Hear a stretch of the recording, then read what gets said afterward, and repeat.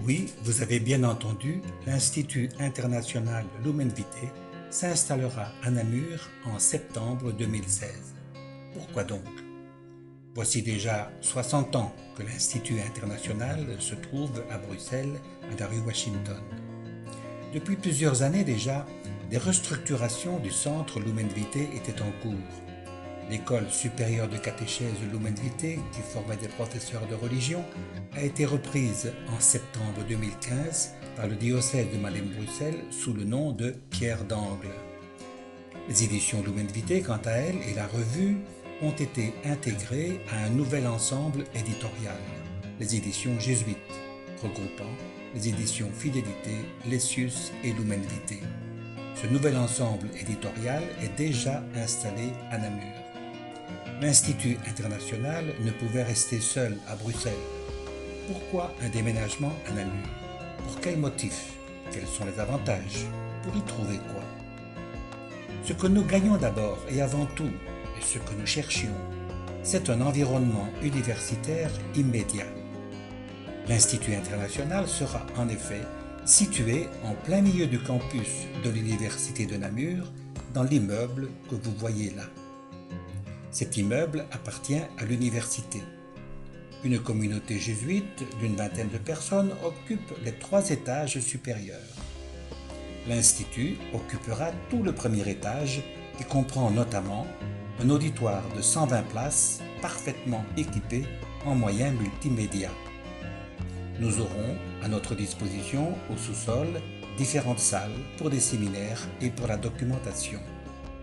Nous pourrons disposer pour la liturgie de la chapelle universitaire qui se trouve au rez-de-chaussée. L'université de Namur, au milieu de laquelle nous nous trouverons, était encore jusqu'il y a peu les facultés universitaires Notre-Dame de la Paix, fondées par les jésuites. Les facultés universitaires se sont développées progressivement au fil des années jusqu'à devenir université en 2013.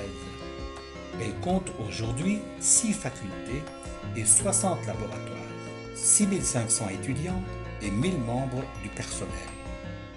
L'université garde des contacts étroits avec la Compagnie de Jésus.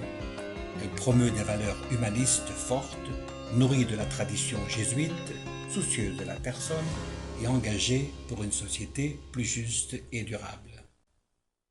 Par rapport à l'université, l'Institut international gardera son entière autonomie. Il s'agit donc d'une insertion dans l'environnement universitaire, mais non d'une fusion.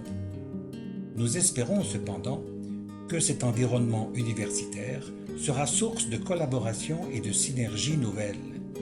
Les étudiants de l'Institut pourront profiter des services universitaires, restaurants, carte d'étudiant, accès à la bibliothèque de l'université. Celle-ci contient notamment une documentation en matière théologique, biblique et pastorale de haute qualité, à 100 mètres à peine des locaux de l'Institut. L'Institut pourra profiter de la vie culturelle du campus.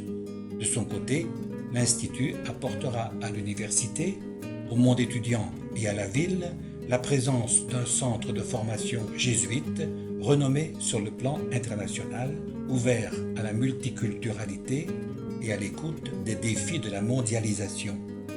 Sur le plan liturgique, par le biais de la chapelle universitaire, l'Institut pourra participer à l'animation du campus aussi bien en donnant qu'en recevant. L'Institut sera aussi tout proche, à 200 mètres seulement, du séminaire interdiocésain. Là aussi, des contacts et des collaborations seront envisageables. Enfin, notons que Namur est à peine à 60 km et à 1 heure de train de Bruxelles. Namur est la capitale de la région wallonne. L'agglomération namuroise compte quelques 100 000 habitants. La ville de Namur est traversée par la Meuse et la Sambre qui s'y rejoignent. La ville offre un cadre naturel et historique d'une très grande beauté.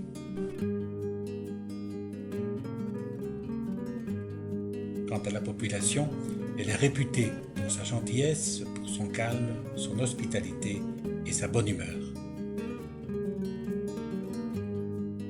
C'est dans ce cadre nouveau que l'Institut, nous l'espérons, trouvera un nouvel élan et un nouvel avenir.